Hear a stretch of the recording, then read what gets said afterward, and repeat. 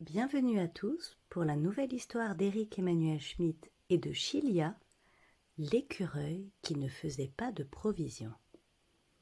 d'Hachette Jeunesse. Et nous avons toujours notre petit Pilou qui se cache dans toutes les pages de cette histoire.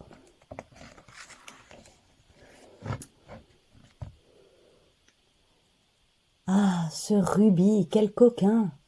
Madame Sanglier adore le petit écureuil Ruby. Un matin, il s'est planté devant elle et lui a dit admiratif: « Votre fourrure est magnifique, Madame Sanglier, noire et brillante. Est-ce que je peux la toucher ?»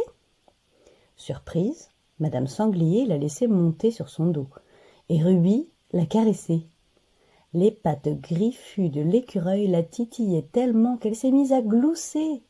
Ravi, il a continué plus fort, et Madame Sanglier s'est tordue de rire.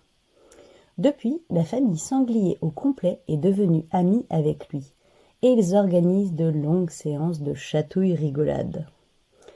Où est notre petit Pilou? Il est bien caché. Ah, le voilà. Bravo, vous l'aviez vu.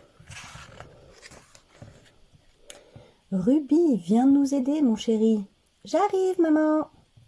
Ruby quitte la famille Sanglier pour rejoindre la sienne.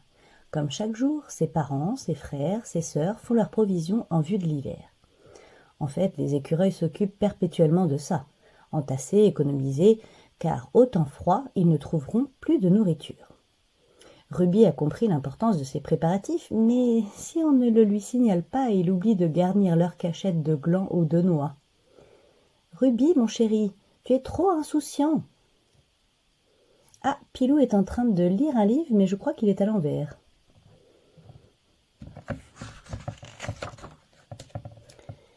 Après avoir apporté des pignons dans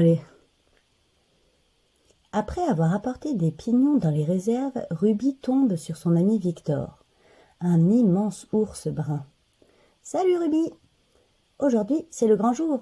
Je vais voir ma fiancée derrière la montagne. »« Oh, bravo Victor !» Ruby sait qu'il s'agit d'un moment rare pour Victor. Comme tous les ours, Victor ne rend visite à sa fiancée qu'une fois par an. Les autres mois, elle et lui préfèrent vivre seuls. Oh, il est accroché à une petite plume.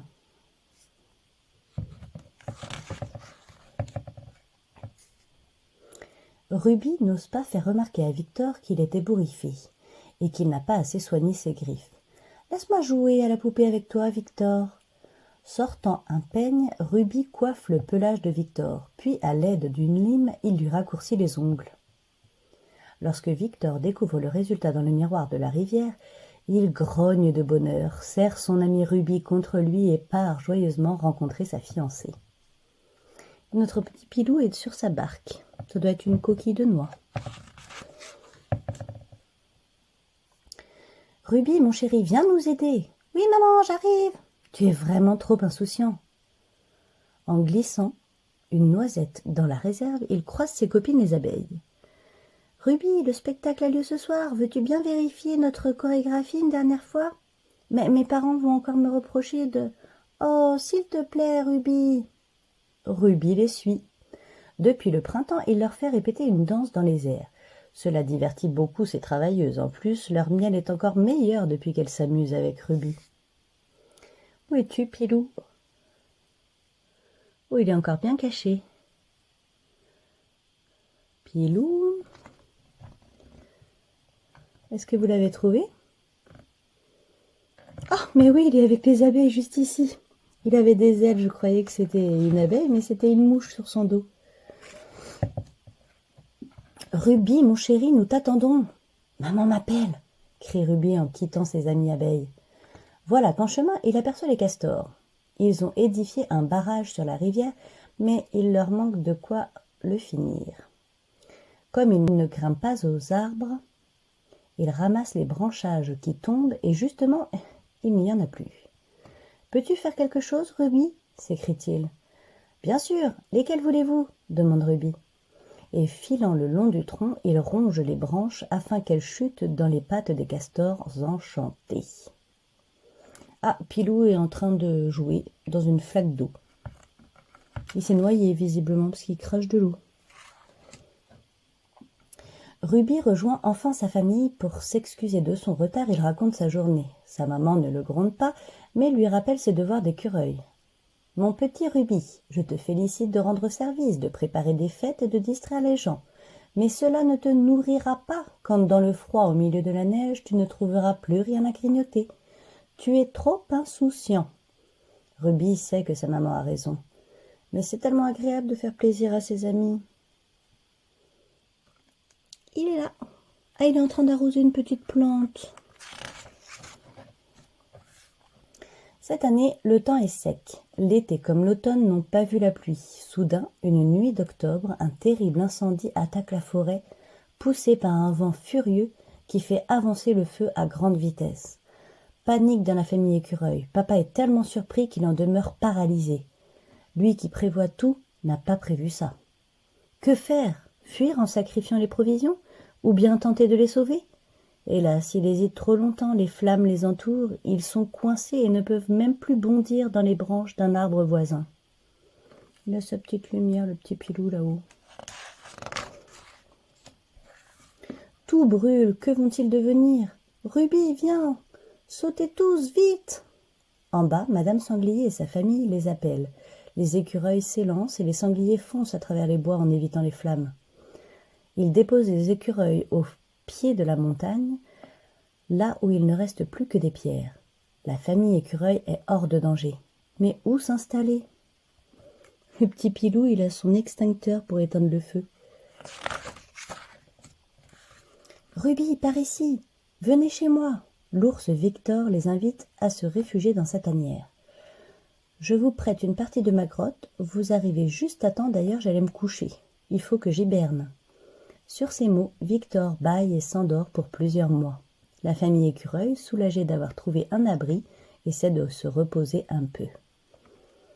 Il est là, notre petit Pilou. Le lendemain, le feu s'est arrêté. De la forêt, plus rien ne subsiste. Tout est devenu cendre. Maman et papa écureuil s'inquiètent. Nous avons échappé aux flammes, nous avons déniché un logement, mais nous n'aurons rien à boire, rien à manger. Alors, Ruby consulte ses amis les abeilles. « Dites-moi, vous ne nous donneriez pas un peu de miel pour que nous passions l'hiver ?»« Avec plaisir, Ruby. Nous vous en apporterons chaque semaine. » Il est en train de faire de la balançoire, le petit Pilou, il n'est pas inquiet.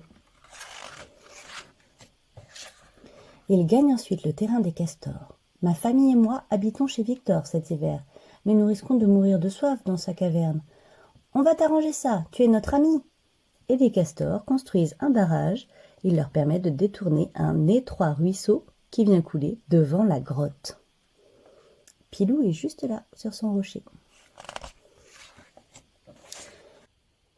Maman embrasse Ruby. « Merci Ruby, tu nous as sauvés. Tu n'as pas constitué de provisions de nourriture, mais grâce à ta gentillesse et à ta joie, tu as fait des provisions d'amis. Nous sommes des écureuils normaux, capables d'affronter des situations normales. Toi, tu es un écureuil exceptionnel, capable d'affronter des situations exceptionnelles. Me voilà fière de toi. Je ne me soucierai plus de ton insouciance. » Le petit Pilou, il est sur une coccinelle, juste ici. Le savais-tu?